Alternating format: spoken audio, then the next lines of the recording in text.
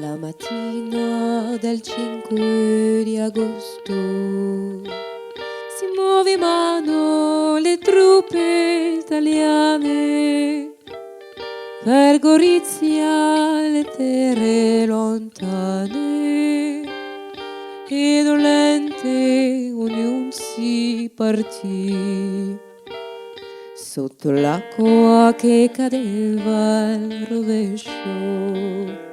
Grandinavano le palle nemiche su quei monti, colline, gran valli.